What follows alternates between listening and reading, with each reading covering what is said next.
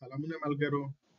په دې ویډیو کې راځو د مهالوېشو د جوړولو په بلې طریقې سره خبرې کوو، کوم ته چې آن ډیماند سکیجولینګ وایي، یعنی د مهالوېشو جوړول د ضرورت پر اساس یا کانبن سیستم. ملګرو، دا طریقه د یوې بلې طریقې څخه سرچینه اخیستی، کوم ته چې لین مانیفکچرینګ وایي، او دا د پروژې د مدیریت د ځیرکو طریقو یو ډول دی.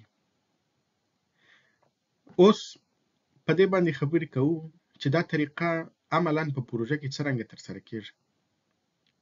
ملګرو، په آن ډیماند سکیجولینګ کې د پروژې فعالیتونه ټول لیست کېږي او دا لیست ټول په تخته کې لګول کېږي، او پرته د دې چې د دغې فعالیتونو ترمنځ اولویت بندي ترسره شي، او پرته د دې چې په توضیحي توګه د پروژې مهالوېش رامنځته شي، د پروژې فعالیتونه یو په یو ترسره کېږي د ضرورت پر اساس.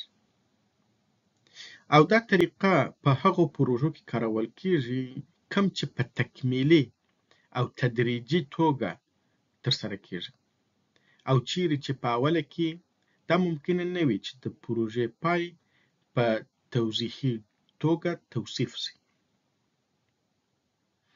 دا طریقه ځینې ګټې لري. ګټې دا دي چې په دې پروژې کې په پلانګذاري باندې ډېر وخت نه لګول کېږي، او د دغې پروژې جریان سریع وي، او د سرچینو د زیات څخه په دې طریقه کې مخنیوی کېږي.